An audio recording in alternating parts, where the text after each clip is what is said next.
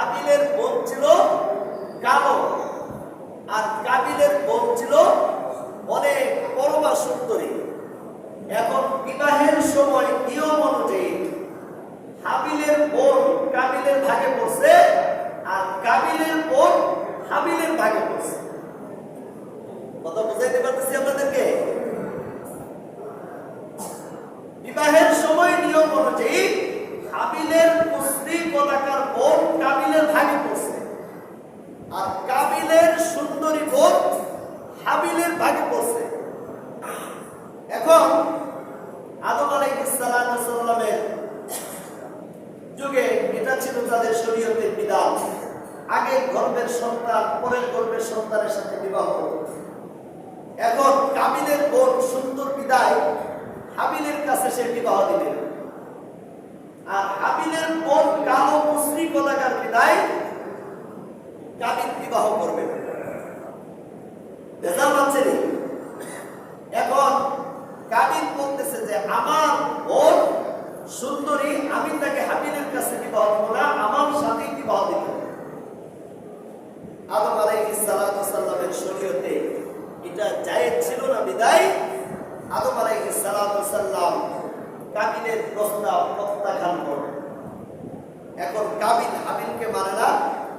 হ্যাঁ, এরকম দুইজনে তারা মানে একজন আরেকজনের সাথে একটু রেশারেশি, যে আমার সুন্দরী বোন আমি তার কাছে দিয়ে দিব, আর তার কালো কুসরি পতাকার বোন আমি বিবাহ করব।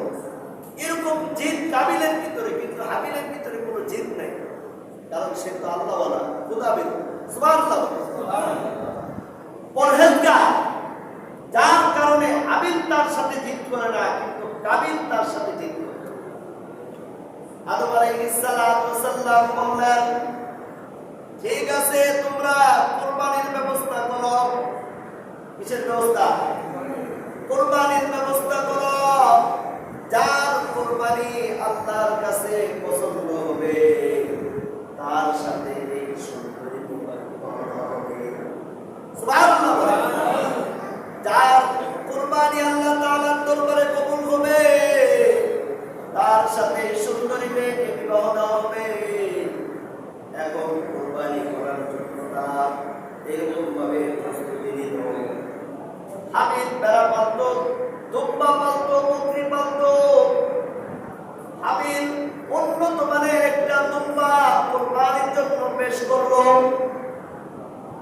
আর কাবিল কৃষি কাজ করত। সে কিছু শস্য আর কিছু গম কুরবানির জন্য সে পেশ করলো। আল্লাহ তাআলার কাছে কুরবানি পশু আল্লাহ তাআলার কাছে মূল উদ্দেশ্য নয়, মূল উদ্দেশ্য হলো বান্দার অন্তরে তাকওয়া। ঠিক না?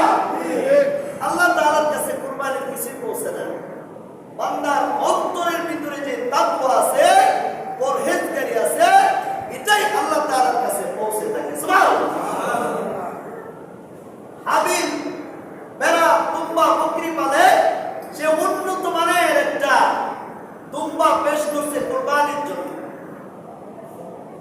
আর কাবিলে যে সে কৃষি কাজ করে, তো কিছু গম, কিছু জব, কিছু সরিষা এগুলা পেশ করছে। আমাদের দেশে এক শ্রেণীর মানুষ আছে কুরবানি দিবে দিবে না, দিবে কি দিবে না এরকম মনের ভিতরে অনেক জল্পনা কল্পনা হয়। তারপরে যদি অনেক কৃপণ মানুষ আছে, এরা আবার চিন্তা করে, আরে সমাজ রক্ষা করবার লেগে একটা বড় বড় ভাঙ্গা চুরা একটা দিয়ে দেবে, অন্তত পক্ষে সমাজ তো রক্ষা হবে, তাই না? একটা গাভী মনে করেন কোন রকমের যা বইরে দিতেছে গা, এটা অল্প টাকা দিয়ে কিনে আর কোরবানি দিয়ে দেবে। এগুলা কোরআন হাদিসের মধ্যে জায়েজ নাই। আল্লাহ তাআলার কাছে পৌঁছে তাকওয়া, আল্লাহ তাআলা দেখে কে কত ভালো মানের পশু আল্লাহকে খুশি করার জন্য কুরবানি দিয়েছে। সুবহানাল্লাহ। যেটা নিখুঁত, যেটা পিওর, যেটা খাঁটি, যেটা দেখলে আপনাকে পছন্দ হবে, আপনি কুরবানির জন্য পেশ করবেন, তো সেটাই পেশ করবেন, ঠিক কি না? বড়া ধরা বাঙ্গাসুরা যেটা ধাক্কা ঠেলা গাড়ি করতে উড়াইতে হয়, ওই রকম পশু দিয়ে কুরবানি দিলে কুরবানি হবে না, শুদ্ধ হবে না। কাবিল কৃষি কাজ করতো, গম আর শস্য এইরকম ভাবে কুরবানির জন্য পেশ করছে। আর হাবিল উন্নত মানের দুম্বা আল্লাহ তাআলাকে সন্তুষ্ট করার জন্য পেশ করছে। ওই সময় কুরবানির নিয়ম ছিল আসমান থেকে অগ্নি শিখা এসে যার কুরবানি আল্লাহ তাআলার কাছে পছন্দ হতো, আসমান থেকে অগ্নি শিখা এসে যার কুরবানি জ্বালিয়ে বশীভূত করে আবার ওই অগ্নি শিখা আবার অন্তর্ভুক্ত হয়ে যেত। সুবহানাল্লাহ। ওই সময় কুরবানি কবুল হওয়ার আলামত ছিল। কুরবানি যে আল্লাহ তাআলার কাছে গৃহীত হইতো এটা আলামত তারা বুঝতে পারত। আসমান থেকে অগ্নি শিখা আসা এরকম ভাবে যার কুরবানি জ্বালিয়ে বশীভূত করে দিত তার কুরবানি আল্লাহর কাছে পছন্দ হইত, সেটাই আল্লাহ তাআলার দরবারে গ্রহণযোগ্য হইত। তারা উভয়ে যখন কুরবানি করার জন্য এইরকম ভাবে কৃষি পণ্য আর দুম্বা যখন পেশ করলো, আসমান থেকে অগ্নি শিখা নেমে আসলো। সেই অগ্নি শিখা এরকম হাবিলের দুম্বাকে জ্বালিয়ে বশীভূত করে আবার সেই অগ্নি শিখা অন্তর্হিত হয়ে গেছে, হয়ে গেছে। জোরে জোরে বলেন সুবহানাল্লাহ। হাবিলের কুরবানি আল্লাহ তাআলার দরবারে কবুল হইছে, কাবিলের কুরবানি আল্লাহর দরবারে কবুল হয় নাই। কাবিল যেভাবে কৃষি পণ্য এরকম ভাবে পেশ করেছিল সেগুলো ওভাবেই ঠিক করে দিয়েছে। তারটা আসমান থেকে অগ্নি শিখা এসে জ্বালায় দেয়। কাবিল জিদ করলো, তার ভাইকে বলল, ক্বালা লা আকতুলান্না, আমি কিন্তু তোমাকে হত্যা করব, খুন করব। কি করব? খুন করব। কারণ তার সুন্দরী বোন এখন তার ভাইয়ের কাছে চলে যাবে, এটা সে মেনে নিতে পারে নাই। এজন্য কাবিল বলল, ওয়ালা লা আকতুলান্না, আমি তোমাকে হত্যা করব। ওয়ালা ইন্নামা ইয়াতাকাব্বালুল্লাহু মিনাল মুত্তাকিন। হাবিল বলল, দেখো আল্লাহ তাআলা তো খোদাবিরু পরহেজগার লোক যারা, আল্লাহ তাআলা তো তাদের কুরবানি আল্লাহ গ্রহণ করে থাকে। জুড়ে জুড়ে বলেন সুবহানাল্লাহ। এখানে তো আমার কিছু করার নাই। কাবিল বলল, আমি তোমাকে অবশ্যই হত্যা করব। আল্লাহ তাআলা তাদের কুরবানির কথা সূরা মাইদার 27 নম্বর আয়াতে আল্লাহ বলেন, ওয়াক্তু আলাইহিম নাবা বুনাই আদামা বিল হাক ইয কাররাবা কুরবানান ফাতুকবিলা মিন আহাদিহিমা ওয়া লাম ইউতাকাব্বাল মিনাল আখার ক্বালা লা আকতুলান্নাক ক্বালা ইন্নামা ইয়াতাকাব্বালুল্লাহু মিনাল মুত্তাকিন। আল্লাহ তাআলা বলেন, হে নবী, আপনি তাদেরকে আদমের দুই পুত্রের বাস্তব অবস্থা পাঠ করে শোনান। যখন তারা উভয়ে কুরবানি করার জন্য প্রস্তুত পেশ করেছিল, একজনের কুরবানি আল্লাহর দরবারে কবুল হলো, অপরজনের কুরবানি আল্লাহর দরবারে কবুল হয় নাই। তখন সে বলল, ওয়ালা লা আকতুলান্না, আমি তোমাকে হত্যা করব। হাবিল বলল, ওয়ালা ইন্নামা ইয়াতাকাব্বালুল্লাহু মিনাল মুত্তাকিন, আল্লাহ তাআলা তো পরহেজগার লোকদের কর্মই আল্লাহ তাআলা গ্রহণ করে থাকে। হাবিল তাকে সুন্দর ভাষায় বলতেছে, ও আমার ভাই, তুমি যদি আমাকে হত্যা করার জন্য লাইন বাসাত্তা ইলাইয়া ইয়াদাকা লিয়াকতুলান্না, আল্লাহ তাআলা বলতেছে, হাবিল বলতেছে আল্লাহ তাআলার হুকুমের ভাষায়, তুমি যদি আমাকে হত্যা করার জন্য আমার দিকে হাত বাড়াও, আমি কিন্তু তোমাকে হত্যা করার জন্য তোমার দিকে হাত বাড়াবো না। ইন্নী আখাফুল্লাহ রাব্বাল আলামিন, কারণ আমি আল্লাহ তাআলাকে ভয় করি। সুবহানাল্লাহ।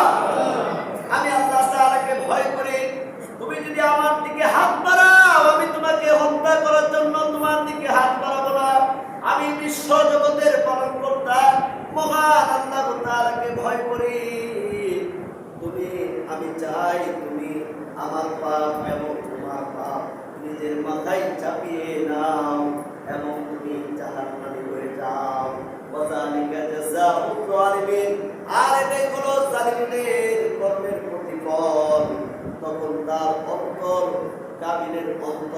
তার ভাই হাবিলকে হত্যা করার জন্য প্ররোচিত করলো, অতঃপর সে তার ভাইকে, আপন ভাইকে সে হত্যা করে ফেললো।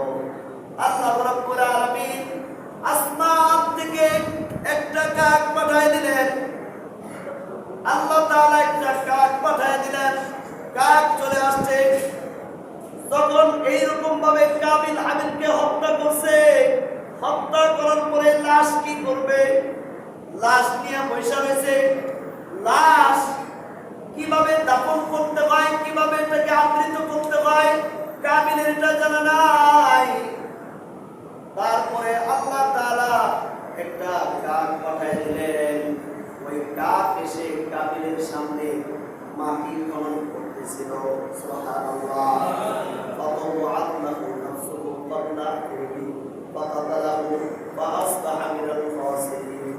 ফাবাআসাল্লাহু গুরাবাই ইয়াবআসু বিল আরদি লিয়ুরিয়াহু কাইফা ইওয়ারি সাওআতা আখি ক্বালা ইয়া ওয়াইলাতা আ'জাজতু আন আকুনা মিসলা হাযাল গুরাবি ফাওয়ারি সাওআতা আখি ফাআসবাহা মিনান নাদিমিন। আল্লাহ তাআলার হুকুমে কাক চলে আসছে। ওই কাক এসে কাবিলের সামনে মাটি খনন করতেছে। আর কাক তার ওই কাবিলকে শিক্ষা দিচ্ছে, তোর এই মৃত ভাইয়ের দেহ কিভাবে মাটির নিচে আবৃত করতে হবে। সুবহানাল্লাহ।